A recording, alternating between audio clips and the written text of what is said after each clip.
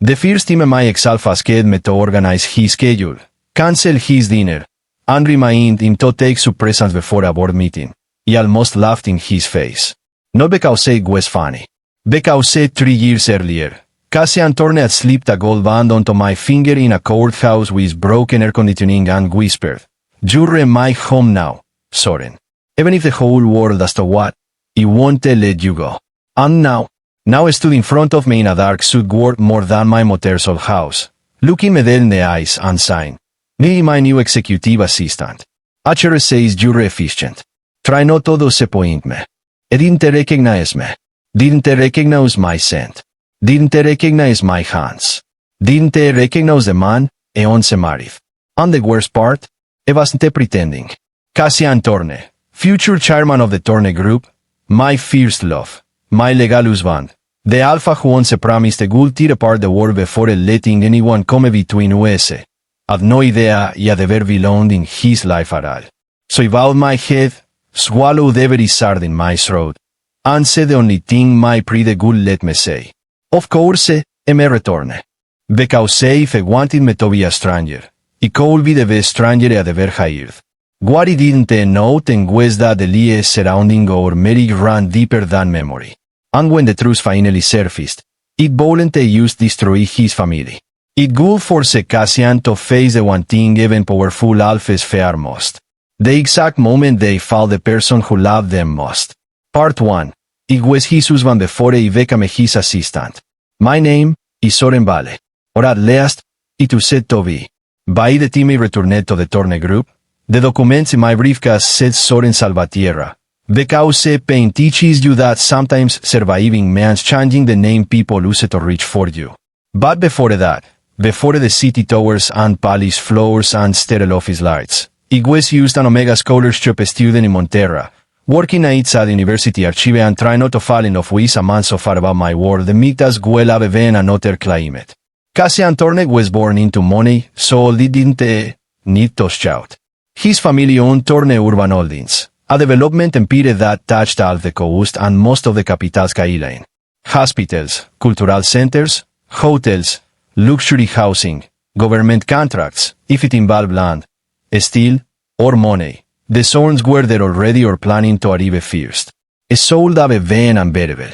Instead, the first time I met him, I was sitting the floor of the architecture library at 2 in the morning with rose leaves, a coffee stand on his notice, and a look of absolute irritation because the preservation scanner had jammed on his thesis models.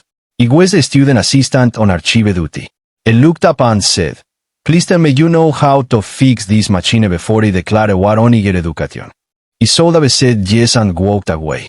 Instead he said, "I can fix it, but if you declare war on your education, I need that in writing." I stared, then I laughed. And that was how it started. Cassian came back the next night with coffee. Then the night after that with sandwiches. Then the night after that with questions that had nothing to do with scanners or preservation protocols. I asked what he wanted after graduation.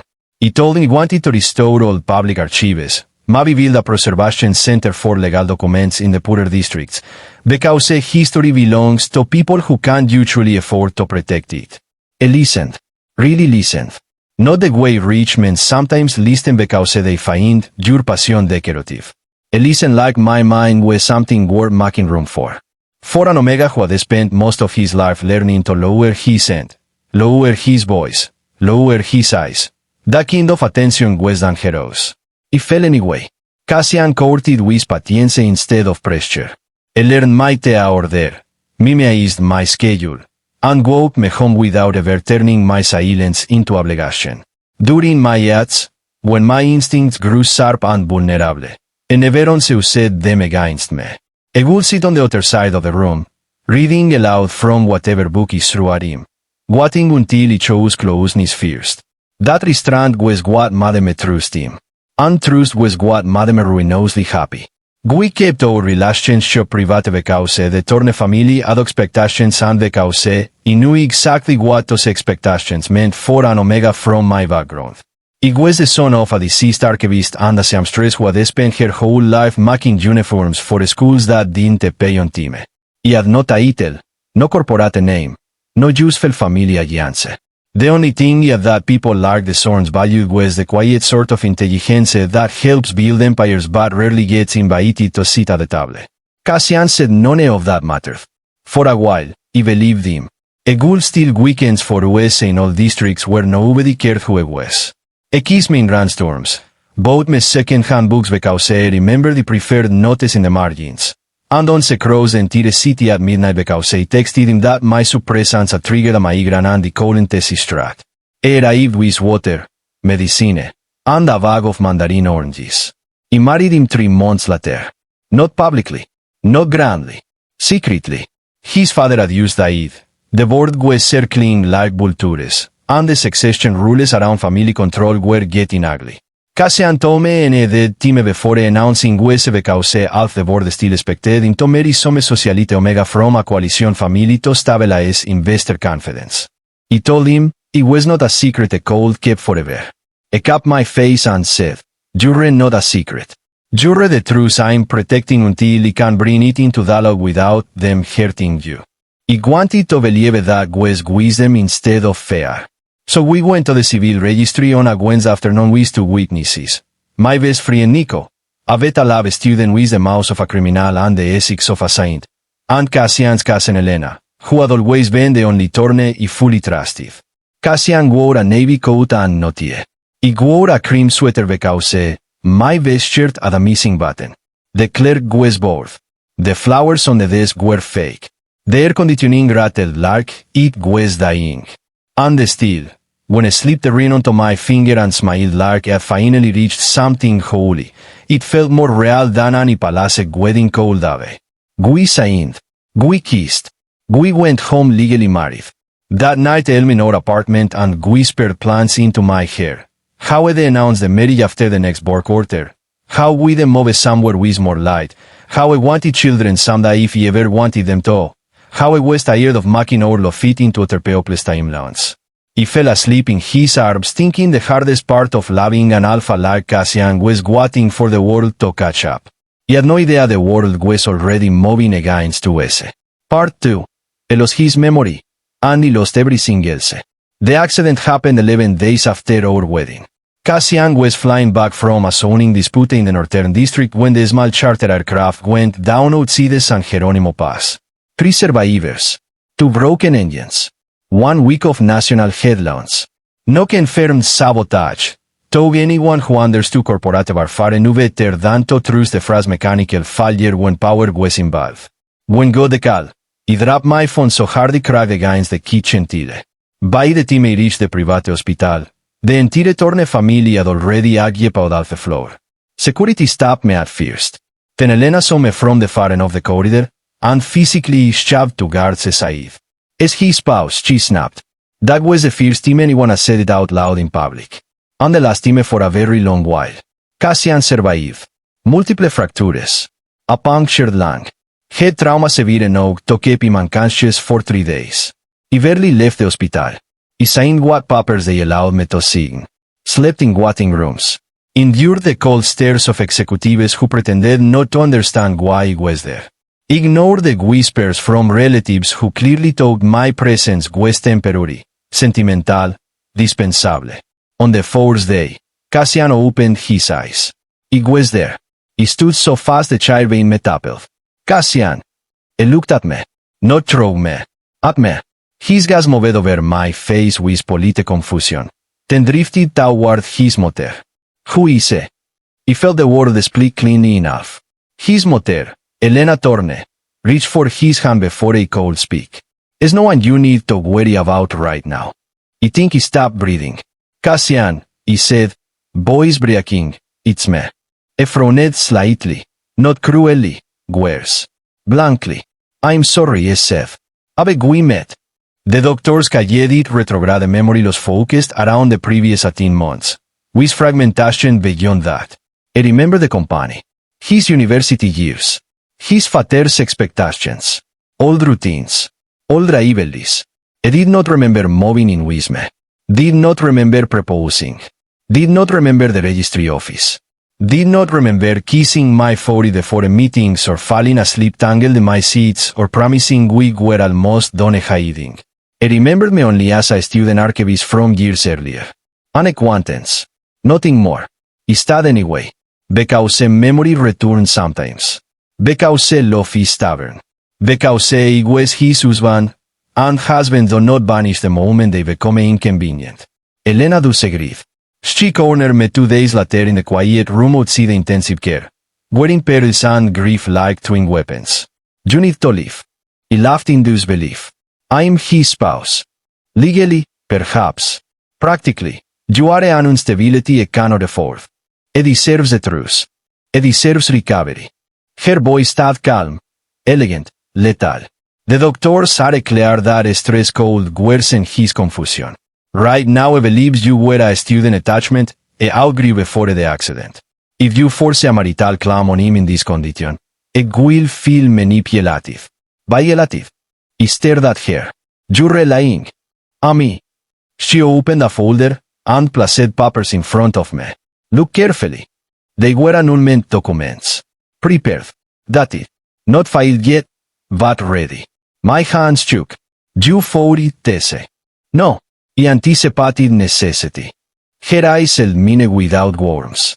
Cassian's future cannot hinge on a secret Omega marriage made during a period of emotional instability and succession pressure. You know that. Somewhere beneath your selfishness, you must know it. Selfishness. He wanted to slap her. Instead he said, if he asked for me himself, I'm not leaving. Elena's expression did not move at all. It already did. That was the lie that destroyed me. Because when he saw Cassian later that evening, sedated, exhausted, frustrated with memory tests and surrounded by machines, he barely looked at me. Elena was gone. The doctor was speaking to Elena. The room smelled like antiseptic and alpha pain. He stepped closer and said softly, Cassian, if you want me here, I'm here. He rubbed his temple as if my voice itself had. I don't know what you want from me, Seth. No cruelty. No anger. You strand. I think it's better if everyone gives me some space. He stood there long enough to understand 2 things. First, Elena had gotten to him before he did. Second, even if she hadn't, he no longer knew me well enough to fight for me. So he left. Not because he stopped loving him. Because staying wary to plead for recognition from my own husband was killing what little dignity he had left. Elena made sure this operation was clean. My access card stopped working. My calls went unanswered. Legal representatives advised temporary silence until his cognitive recovery stabilized. The apartment lease was bought out through Excel accounting so quietly it took Nico 2 weeks to trace the money. By 10, the narrative had already settled. Cassian Torne, recovering gear. No spouse on record. No scandal to report. No spouse on record. That part sold have been impossible. Because he had signed the registry. So had they. But when Nico tried pulling public access files, the marriage certificate had been sealed under restricted executive review. Someone powerful had buried it. Elena wanted to fight harder, but her own position in the family was precarious. Give me time, she told me. Ella get proof. Ella get him away from Elena. Ella fix this. Time was the one thing heartbreak always asks for, and survival never grants. My mother got sick that winter. Bills multiplied, and he had to choose between waging war against a family with unlimited money or keeping the only parent he had left alive. So he became practical. He moved south. Took my mother's surname. Worked anywhere called. Archives, legal records, private document restoration, executive admin support for firms that paid well enough not to ask too many questions. By the time my mother died 18 months later, he had learned the kind of silence that calcifies around old love. Then, 3 years after the crash, the past called me back wearing a corporate job offer. Not from fat. From irony. The Torne Group needed a new executive assistant. And he needed the money badly enough to walk back into the fire. Part 3. My husband interviewed me like a stranger. He told himself he only took the job because it came with enough salary to clear my mother's medical debts. Enough housing support to move Nico out of the legal ideology had nearly bankrupted himself in helping me years earlier. And enough access to internet record that he might finally uncover what the sons had asked. Those were all true. What was also true was ugly.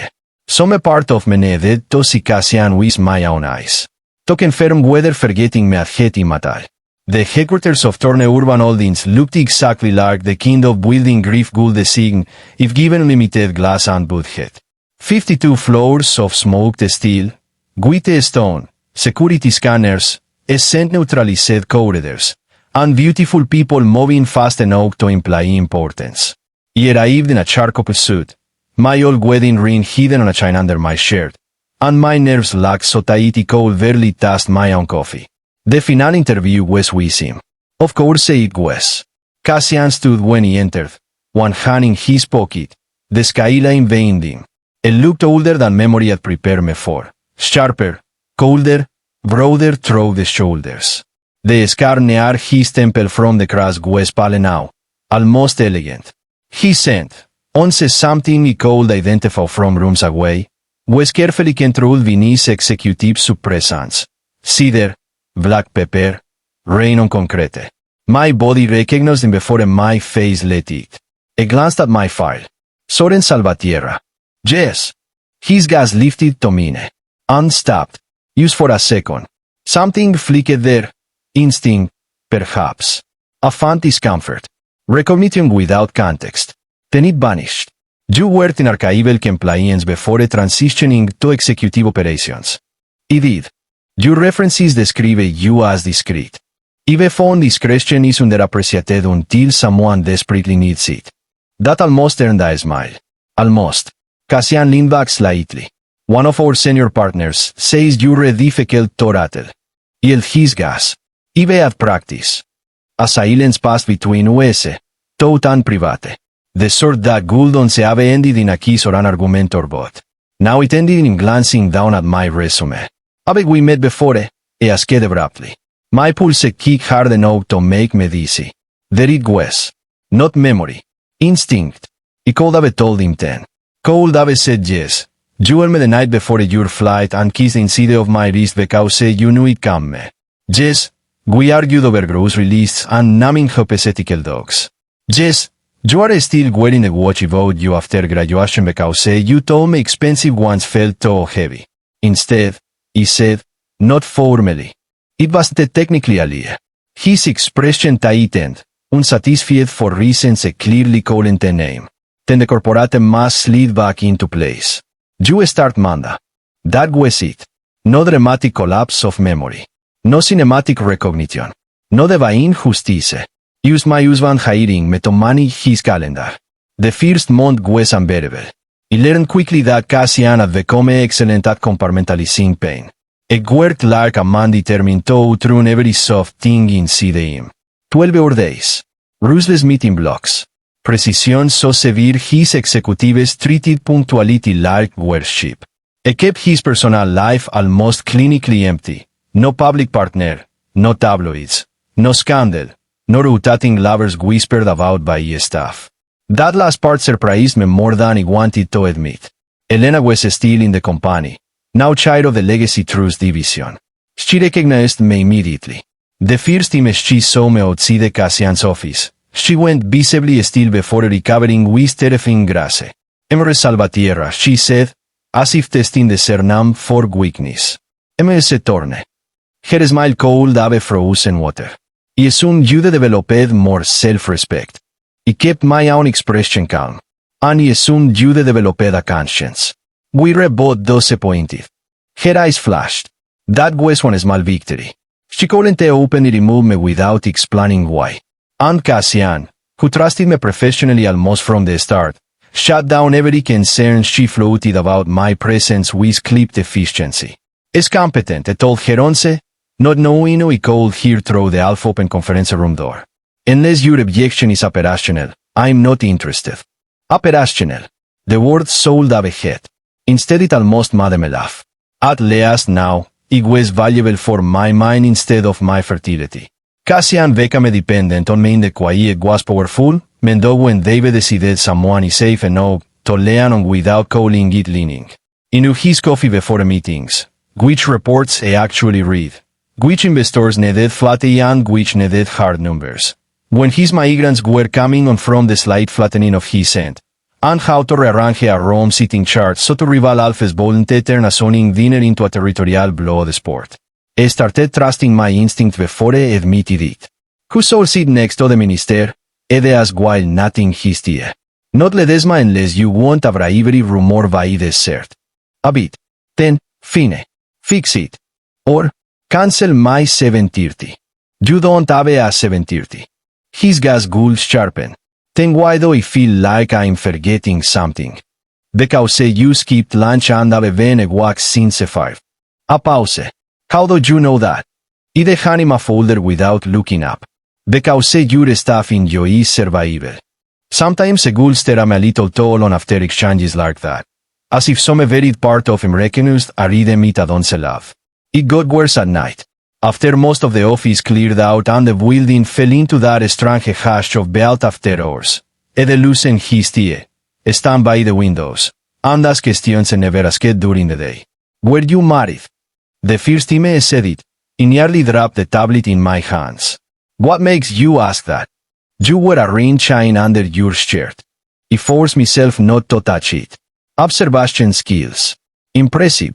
That wasn't an answer. I kept my voice neutral. Yes. 11. Divorced. I looked at the skyline instead of him. Something like that. I was quiet for so long I told the topic at Dave. Then I said softly, I'm sorry. That almost broke me. Because I meant it for some imagindex. Never knowing it belonged to him. Part 4. My marriage was still hidden inside his company. I would have left after 6 months if not for Elena. She found me in the underground parking garage one rain heavy Thursday night. Leaning against my car and trying not to cry after Elena spent an entire dinner praising a wealthy Omegaverse as the sort of partner Cassian deserves beside him in public. Elena looked older too. Sharper. More tired. But still the same cousin who owns my bouquet of supermarket lilies in the registry office and swore he looked terrified and ought to scare al future in-laws. Soren. I closed my eyes. I was wondering when you'd finally corner me. I tried sooner. Elena watched everything. She stepped closer.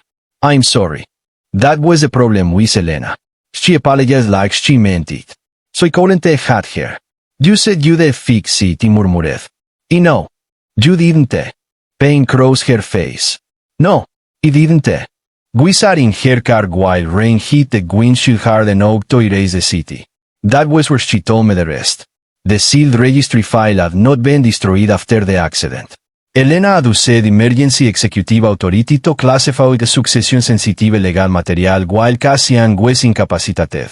Her argument was that a secret marriage made before a full board review could destabilize the true structure and invite predatory claims against the company. In simpler language, my existence complicated their control of him. Cassian began the no function to resume leadership, Elena said quietly. But the missing team never came back.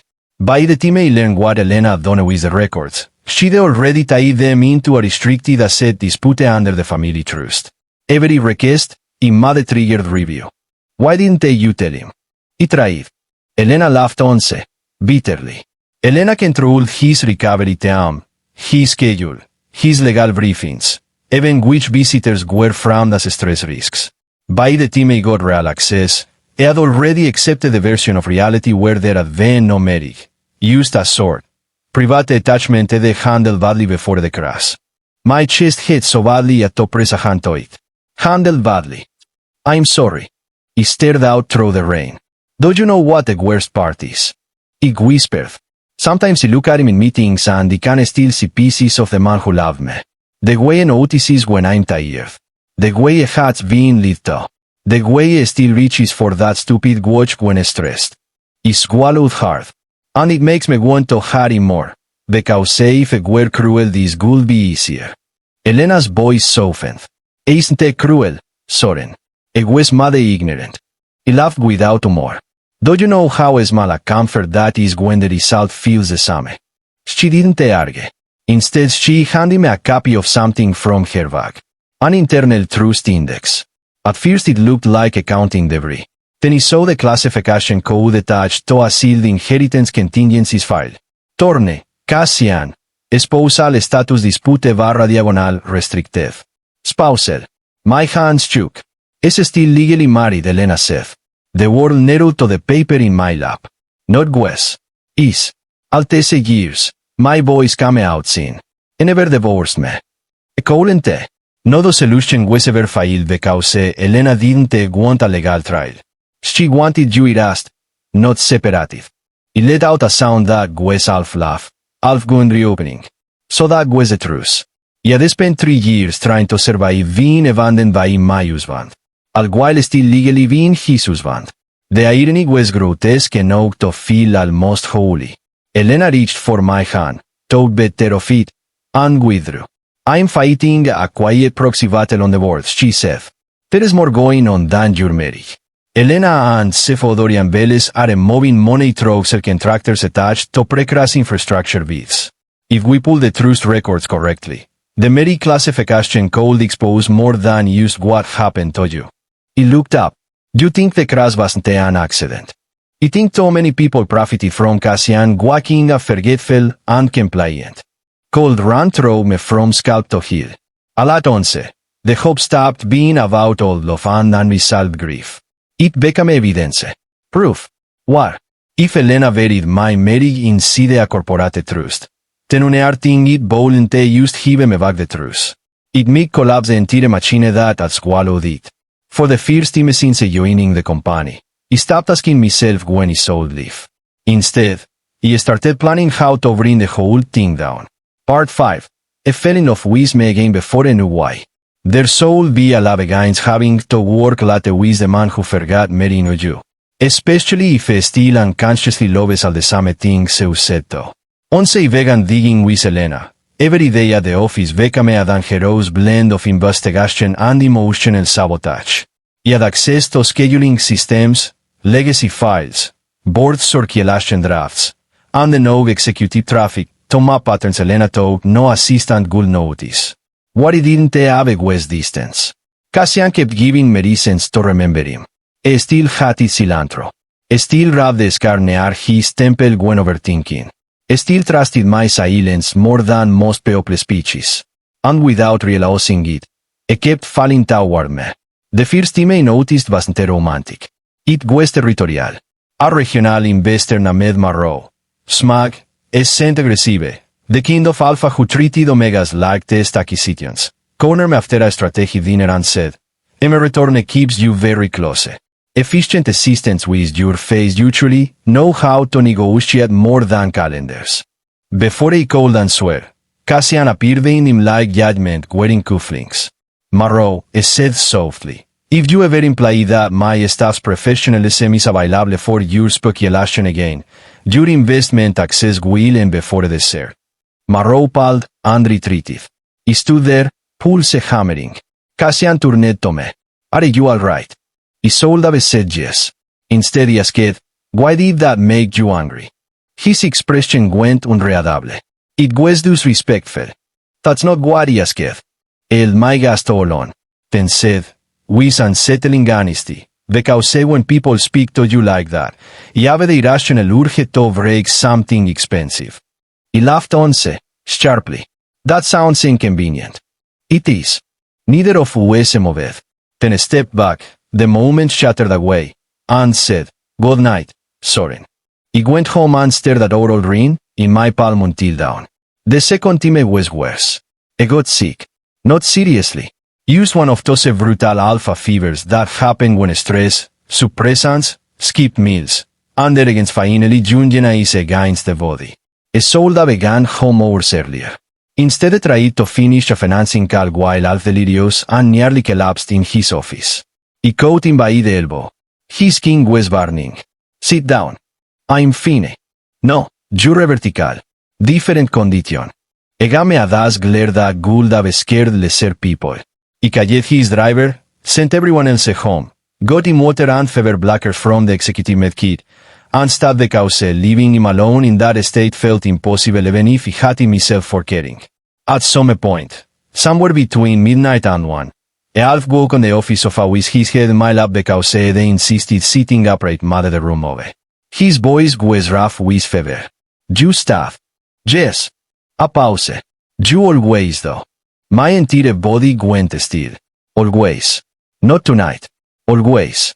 He looked down sharply, but his eyes were still closed. Cassian. I was barely conscious. His hand found my wrist with sleepy certainty and rested there. Some brushing the pulse point the same way you said to when checking if he was coming down during panic spirals. You smell like home, I murmured. Then I fell asleep again. I did not breathe for what felt like a year. The next morning, I remembered none of it. Or pretended not to. By 10. Our investigation had turned explosive. Elena uncovered the known anomalies in legacy aviation insurance and contract amendments to strongly suggest the crash had been errant. Not to kill Cassian, but to delay him and shift signing power during a crucial trust vote. Elena might not have ordered the sabotage directly, but she had certainly benefited from the confusion that followed. Dorian Vélez, meanwhile, was moving development funds through the subsidiaries tied to borderland seizures. And tacked inside those same seal legal structures was my marriage certificate. The one document Elena never destroyed because destroying it would have been a felony visible event to her. Instead she buried it where only a full trust audit could reach it. So we planned one. But secrets rode fast once money gets nervous. Elena found out before we were ready. The confrontation happened in the executive archive room on level 41. Among temperature-controlled file walls and old acquisition layers that smelled faintly of dust and cold paper. She closed the door behind her. How much have you shown, Elena? I didn't bother pretending. How much did you erase? Her mouth hardened. You sold a stud gun. And you sold have learned the difference between family and ownership. For the first time, real anger cracked through her composure. I protected my son. You protected control. From an Omega who attached himself at a vulnerable moment. I almost admired the consistency of her delusion. You man from the man chose. Elena stepped closer. You were a fast that became inconvenient. The old version of me might have broken at that. This version only smiled. That's going to sound awkward in court when the judge asks why a fast remained legally married to your son for 3 years. Her face changed. There it was. Fair. Small. But real. Before she could answer, the archive door opened. Cassian stood there. A look from Elena to me, then to the trust file in my hand. And every instinct in the room shifted. What court? I asked. No one spoke. The silence itself was guilty.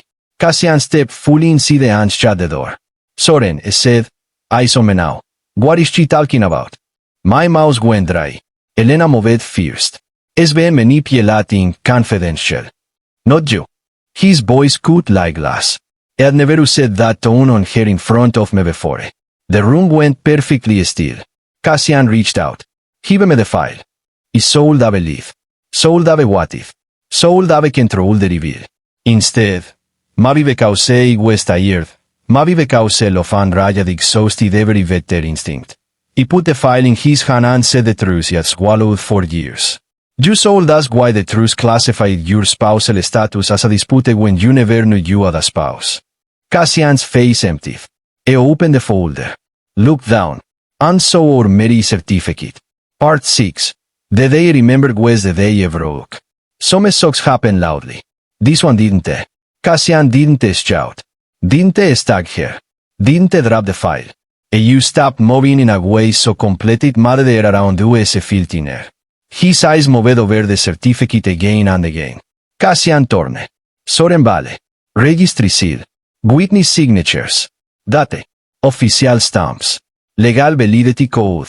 His hands started shaking only after the second page. There was a photograph attached from the civil office records. Granny. Badly lit. Impossible to misinterpret. Me in my cream sweater. Him in his navy coat. Elena half laughing in the background. Nico looking like he wanted to fight the world for sport. US. Married. Cassian lifted his head slowly. His gaze found my face. Not like before. Not like an employer. Not like a confused man chasing instinct. Like someone standing on the edge of a cliff and finally seeing the whole drop below. Soren, I whispered. It was the first time I said my name like it meant something. Elena tried anyway. Cassian, listen to me. I exploited your conditionant. Stop. One word. Quiet. Deadly. She went silent. Cassian looked back at the certificate. Then at his mother. Then at me. He watched understanding arrive in brutal pieces. The secret apartment his mind couldn't fully access. The familiar scent a cold never place. The old watch. The instinctive trust. The nights I felt guilty without knowing why. And finally, the shape of the wound. What did you do? Asked Elena, voice hollow. Her chin lifted. Brittle with the last remnants of righteousness. It kept your life from being ruined by a reckless attachment made under grief. Cassian laughed then. A single ruined sound he had never heard from him before. My life.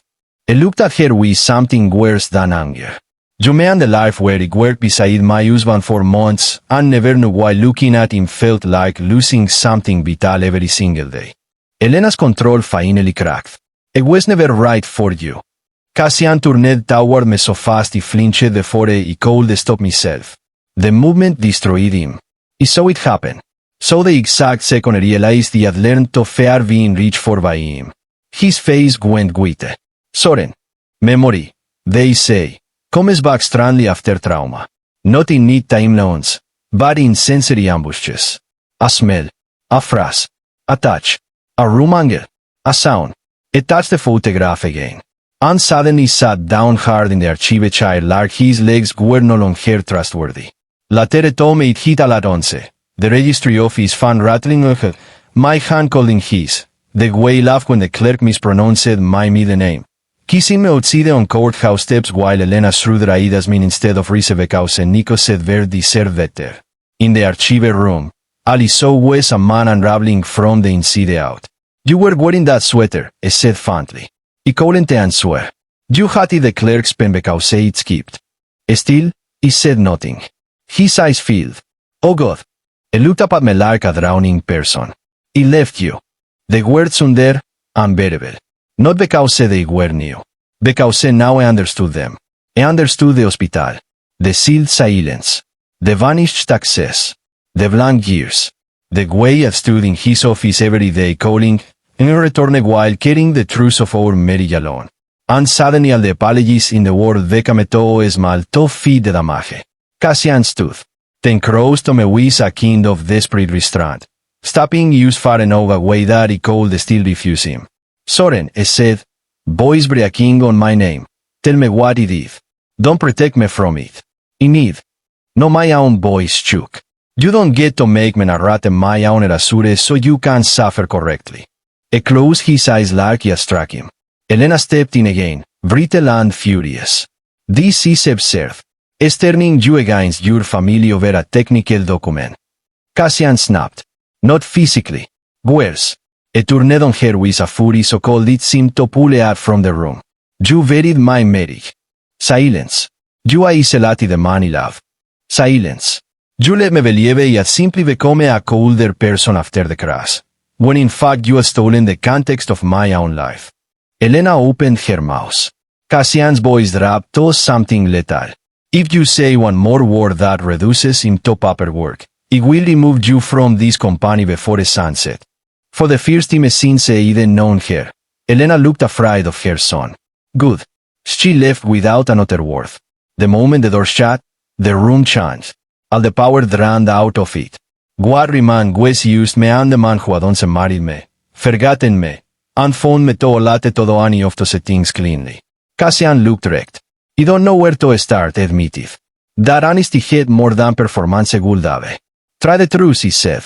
And added once, like a man accepting sentencing. He remembered pieces now. Not enough, but enough to know that he loved you before the accident. His voice seemed. And enough to know he found you after it and was he can't even fool him up yet. He folded my arms so tightly my nails beat skin. You didn't fall me once, Cassian. You found me every day you let other people define your life while he disappeared from it. A talk that without defense. He know. He was at your hospital bed. His face crumpled, barely. He know. He left because you looked at me like he was asking for something that wasn't mean. A tear slid down his face. He know. That almost made me hate him again. Because I finally did know. And Nally yet even latte is such a useless mercy. He reached into his pocket then, slowly, carefully, like approaching a frightened animal. Inside was the old watch. The one he had given him years ago.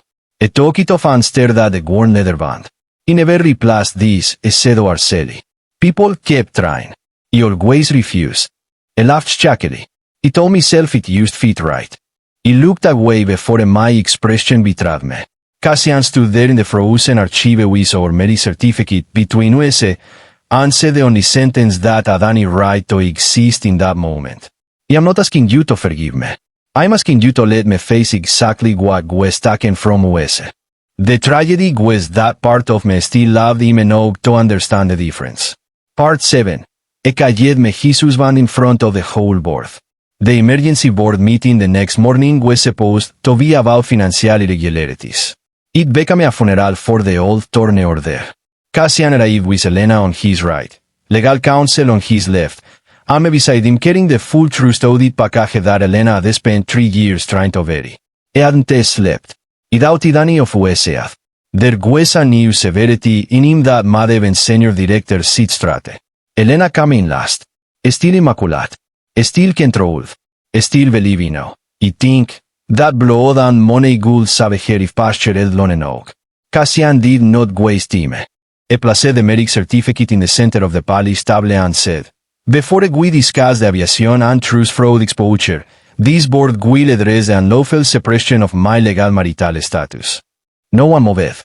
No one breathed. Several directors looked at me then. Really looked. As if realizing for the first time why the assistant by Cassian's side had always seemed to occupy some strange gravitational space around him. Elena spoke first. "This is a private family matter." Cassian's eyes turned glacial. "No. It became a corporate matter the moment family trust mechanisms were used to conceal it. It allowed out everything. Restricted spousal classification. Sealed registry records. Manipulated executive recovery access. Financial overlap between trust control and cross-window authority shifts. It did it clinically, without shouting, which somehow made it worse. Then one of the older directors made the mistake of saying, even if the marriage existed, surely the emotional nature of the arrangement made the discretion understandable.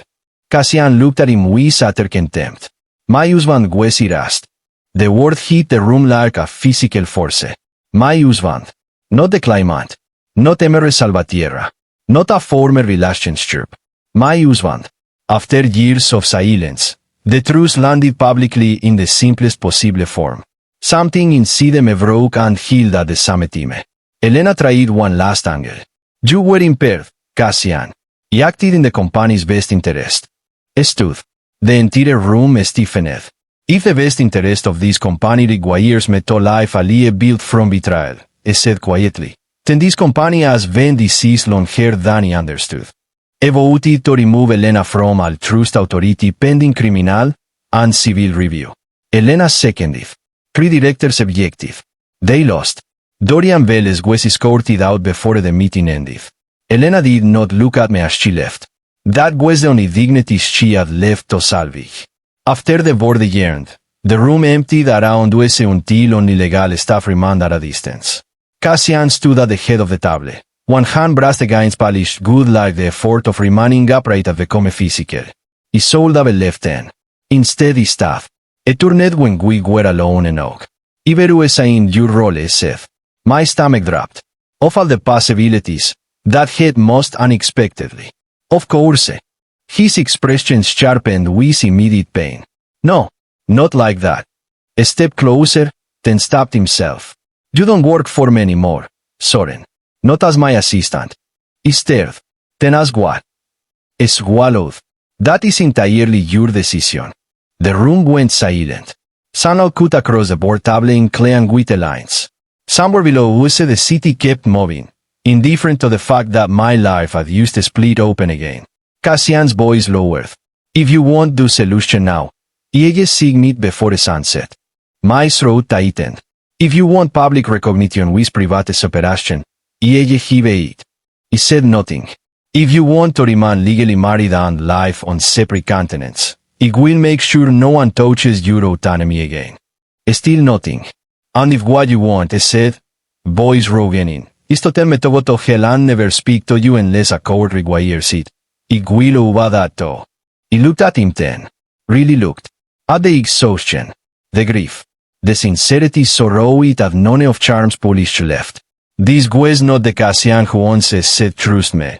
He handled it while underestimating the machinery around him. This was a man forced to confront the exact shape of his own absence. The problem was not that he didn't believe his regret. The problem was that regret was not the same thing as repair. I still love you, he said. The honesty in it nearly dropped me where he stood. It went on before he could react. That is not a request. It is simply the truth. And I know the truth might be worthless to you right now. But I need you to hear me say it without expecting anything in return. My eyes stung. Because he had once loved me before. And still he had lost everything. Love alone was no longer persuasive. So he answered with the only truth he had. He never stopped. His face changed. Ope. Shock. Pain. All of it at once. Then he killed the ope before it could romanticize us. But loving you don't erase what happened, he said. It don't erase those years. It don't erase what he became to survive them. He cannot walk out of this room and be your husband the way it was before. Cassian nodded, each word visibly causing him to absorb. He know. No, he whispered. I don't think you do. Before, he loved you like certainty. Now, if there is any future for us at all, it has to be built with full knowledge that you are capable of losing me. And I am capable of living. He closed his eyes briefly. Then we build from there. That answer undid me more than any plea could have. Not because it solved anything. Because it didn't ask for simplicity. We did not reconcile dramatically. No grand embrace in the boardroom. No miraculous restoration scene where grief became glossy and easy. We started with therapy. With separate apartments. With legal recognition restored in public filings. With Cassian relearning my boundaries instead of assuming all intimacy could return on command. With me learning that being a husband no longer had to feel like a trap. He courted me again. Awkwardly, carefully, with the patience so lavenede the first time. He brought tea instead of roses because he remembered too late that he had it cut flowers dying in vases. He asked before touching me. Asked before sending shared spaces. Asked before sending cars. Before making plans, before using win public statements. Sometimes he said yes. Sometimes he said no. It all both with equal seriousness. Months later, on a rainy evening almost exactly like the one where Elena gave me the trust index, he met me outside the old civil registry office. The same broken sign. Same ugly steps. Same city noise. In his hand was a small envelope. Inside were two things. Our restored marriage certificate, no longer sealed. And a new ring. Not an apology ring. Not a replacement. A simple band engraved on the inside with one sentence. I know now. I choose you a walk. I cried before I could stop myself. Cassian looked recused watching it. I don't deserve another chance because I was deceived, he said quietly. I deserve nothing automatically. But if there is still a path, slow, imperfect, difficult, I will walk all of it. I laughed through tears. You always were dramatic. That reach coming from the man who accepted a job as his husband's assistant out of spite and investigative curiosity. A shock bark of laughter escaped me. That was not the only reason. I know. His voice softened. I think some part of Menuto. The city lights blurred behind him. The past remained what it was. Pain did not disappear. Lost years stayed lost. Elena still went to court. The company still had to be rebuilt. My trust still came back in pieces, not flats. But for the first time, none of that felt like the end of the story. So I stepped closer, held out my hand, and said, very clearly, because this time clarity mattered more than romance. You can start by taking me to dinner, Cassian, as my husband, not my boss. His whole face broke open into something so relieved it had to see. Yes, he said. Then, almost reverently, yes. He took my hand like it was something returned, not one. And maybe that was the real difference between our first love and our second chance. The first time, he married an alpha who promised to protect our future once the world allowed it. De se contime. Istud bisaida man who understood to well what it cost to lose me. And chose truth before a comfort. Every single day after. So yes. I huertas my ex alpha S assistant. And never realized it was his husband. Until the day the truth came out and forced him to remember that forgetting someone is not the same as never loving them. Sometimes love survives memory. Sometimes it survives betrayal. And sometimes, if both people are brave enough to face what was broken without pretending it was never shattered, it survives long enough to become something wiser than certainty. Not innocence. Not fat. Choice. And esteem. At last, the choice was mine too.